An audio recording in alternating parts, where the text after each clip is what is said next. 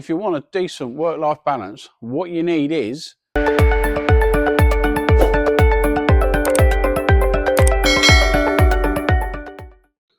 okay guys, we are back. So this is Monday morning.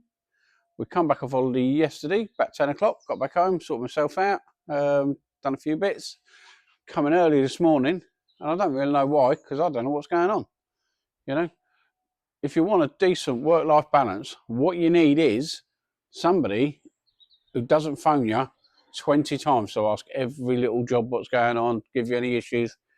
You know, if a customer phoned up moaning last week because something had gone wrong, he would have dealt with it. If it was serious, he would have phoned me, or he'd said, wait till Bob gets back. I'm not going to disturb him on holiday. You know, that's the way it is. He deals with the majority of stuff. So yeah, work-life balance is all about having your right team around you. So I've come in early. Like I say, I don't really know what's going on. So let's get into the week. Let's wait for Christian to get in. We'll have a coffee, have a chat, and see what's going on. But what I can see is old Barney has made the place spick and span. So yeah, it's looking all right. So yeah, let's get a coffee, get into the week, and I'll show you what's going on.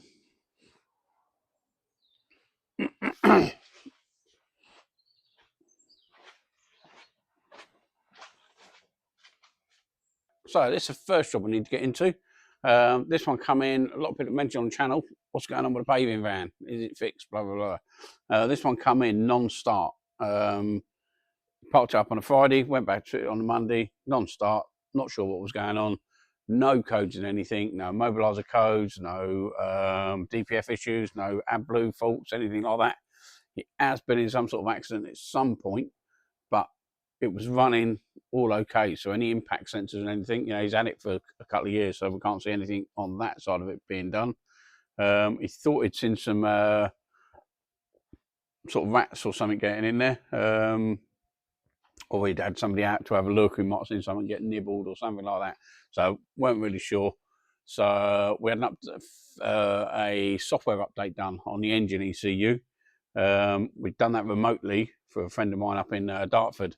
So he's done all that. When it went to program in, the body control weren't accepting the immobiliser codes. He's never had it before. He's done it quite a few times. So it's as if the body control module's got an issue and it just will not accept what's going on. So that's the only thing we can see that's it's become a bit of a sort of, you know, problem, but it could be a red herring, we don't know. So we managed to get another body control module. We've got a second-hand one come through. Had to get a second key for it. So we've got that all that set up. So now we need that to be programmed today. So we're going to get online, put in a request to Martin. He'll put his Ford tool onto his tool. My tool will be plugged in down this end, and remotely he'll be able to program as if this car was in his workshop. So yeah, so that's one we've got to get done today, and I'll let you know how it goes. Well, brilliant start to the week. We've come in, and this one's been dumped here. So this Captivar was meant to be dropped off today, but what they've done, they've dropped that down on Saturday when I weren't here, locked it up, taken the keys, so it ain't part very nice. So now I'm struggling to get anything in and out. And then this transit broken down, meant to be in on Wednesday. He phones up, yeah, recovery's on his way down to you. So I can't even get it through. I mean, this one's in the way, but that's the driver. But between this fella and this fella, they've decided to change the way I work. I'm against the agreement we've had of when to drop things down, and now I've got to go and pick up the pieces. So they'll be having a bit of time added onto their bill. Right, so we got. So transit of us fella to program that. He's going to do that for us tomorrow. What have we got? So this one coming in with a sunroof fault. Said sometimes it turns up, sometimes it opens on its own, then gets stuck, it mucks about, can't get it closed. It's actually jamming inside. There must be something breaking in there. So once you've got it back, it won't come back forward. So we managed to get it closed, so I disconnected that. The window was juddery. Every time it was coming up, it was locking and then mucking about. So I had to go in there, readjust all the glass. Going to advise a new regulator in it, which is all the inside of the door panel. But at the moment, it's good for her. This Citroen's come in with an ABS fault. checked it through, needs an ABS sensor. We can only get it from the dealer, and that's about a 3-day wait. So we've slotted the wheel back on. Going to fit that when it comes back. So yeah, we've got that one in. We had a Passat in with a handbrake fault. RAC have been out to the side of the road and fitted a handbrake motor, and I think they just didn't program it in right. So we've gone in there, calibrated it all up. Going to leave that to shut down 2 in the morning. See how that one goes.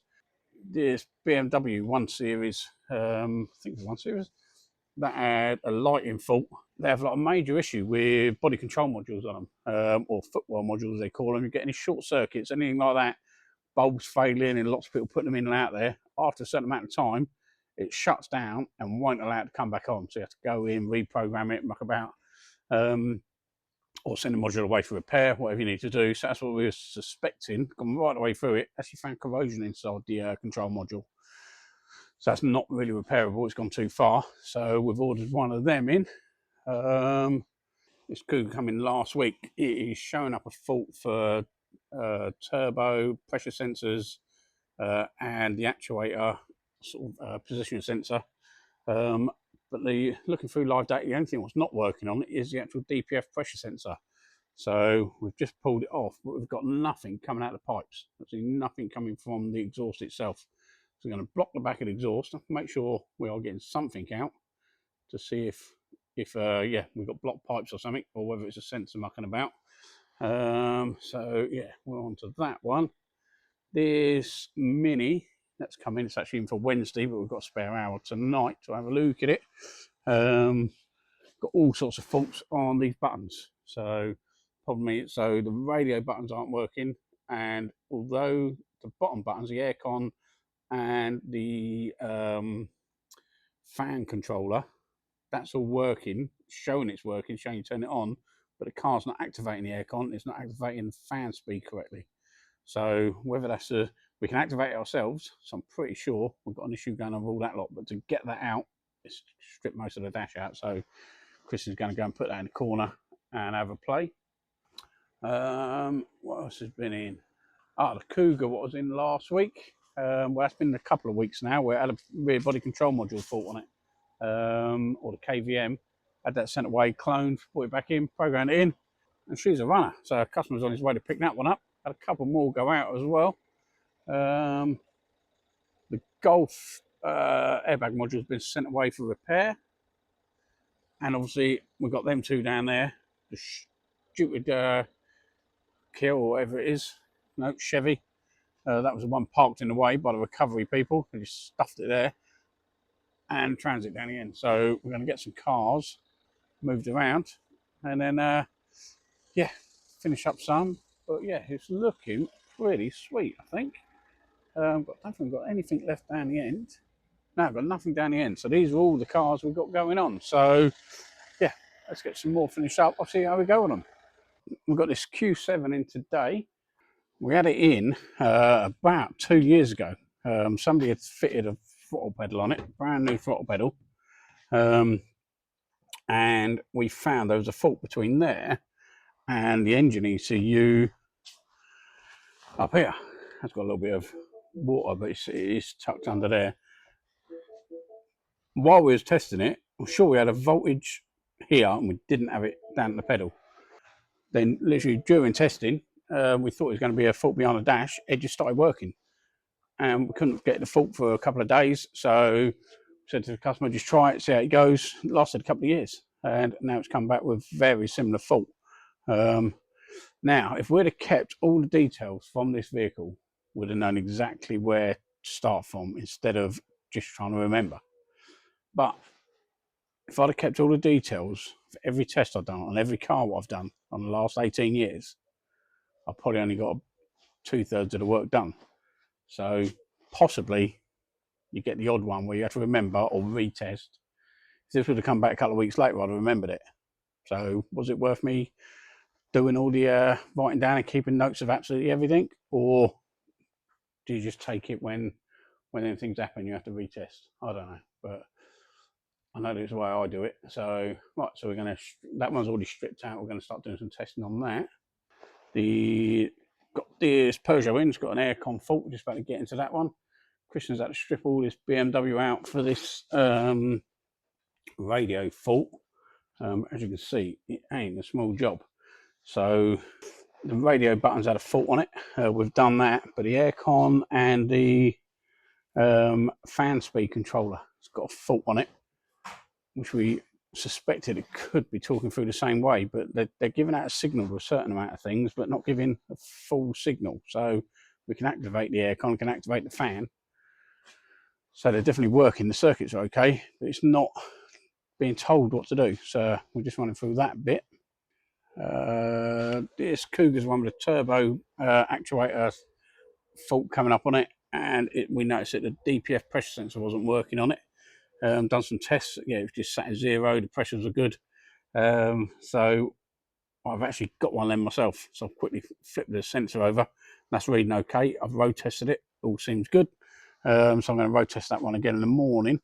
This Citroen, we diagnosed the ABS sensor on that can only get from the dealer. They said 3 days, and actually turned up this morning. So we fitted that one in there. That one's all done.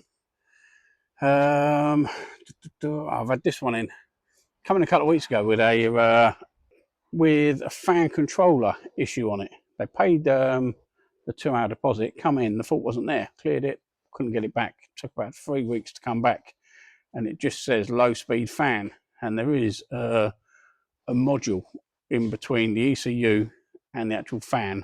They fail all the time, but this one was working every time we checked it. So unfortunately we've had to do a guess don't test and fit one in there, and not that dear.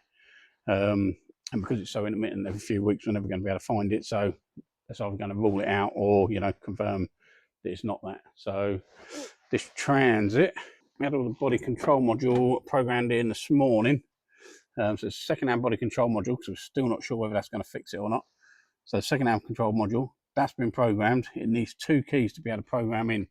So we had the original key, and you manage to get a second-hand one just to use as a donor. It'll accept that one, but it won't accept this one. So just waiting for the locksmith man to come back to us. Hopefully he can drop us in a blank key just so we can program that in and finish that one up. But yeah, as you can see, comes out a key program successful, but not enough keys programmed. So hopefully if we get another key on that, that should hopefully fix that one, because they're desperate for it back. It's obviously a working van, and if not, I don't know what we're going to do with it. So all right, let's get into this aircon fault, see what we've got on that one. Right, let's just show you this one before we get it back together. So this one's been into another garage. They've checked all the gas, put gas in it, everything's good, pressures are good. We've gone through the scan tool, yeah, everything's showing up as though good. But the garage has said it's got no power to the compressor and it's not kicking in, which is right down the bottom there. You can just about sort of see it. It's tucked right down there. So normally it comes from, the power comes from the underbonnet fuse box, but this one does come from the BSI, which is behind the glove box. We stripped the glove box out, tested all the feeds from here, and all the resistance and everything was all okay for the control valve. So we knew the wiring backwards and forwards was good. Stripped all the bottom off, and this is what we found. This outside is meant to be attached to the inside, and yeah, it is free flowing. That tag is meant to be attached to that, and it is not. So if we'd have tested this from the start without listening to other people, we'd have come across that a bit quicker. But I do normally stick to our normal test procedures, but this one's been tested by a reasonable garage, and it was quite easy to miss. We looked at it once and didn't see it the first time. So yeah, unfortunately, it's not electrical, it's mechanical. So let's get this one back together. Okay, so this Audi's all stripped out, ready to get the scope on it in the morning, see what the difference is between the voltages at the pedal, voltages at the ECU. So that's set up, we've got a diagram all ready to go. The Peugeot, yep, this Peugeot just needs glove box putting back in, and we phoned the customer, that one's ready for collection. They need a compressor on it. The Mini, everything's working on the radio, but yeah, aircon and fan won't turn up. It's actually got a fault in it. It looks like for one of the control motors, but it is tucked right up behind the dash. So we've already got that lot stripped out for this. Looks like it's going to be steering column. out to get to that, possibly whole dash. So customers are going to be loving that. So right, let's go see what we've got left outside. Just got to speak to the key man, obviously, about the transit. This transit managed to get in ready for tomorrow. That's a non-start. It's had a fuel pump, etc. at another garage. Still can't get it running. Cougar just needs a road test. That's the one with a DPF sensor. And waiting for a customer to pick up the Passat and that. I think that's it. The only one that's left is BMW down in there. See front sticking out. That's had a body control. No footwell module put in it. And that one's done. So, apart from micro and a Picasso, they were here before I went away, the week or first 2 days gone fairly smoothly. So, yeah, we should get these cleared out tomorrow. That transit's in for tomorrow, and that Mini was actually booked in for tomorrow. So, yeah, we should get an early start on them. Get clear by the end of the week, and then see what we can do from there. So, right, I will see you on Friday.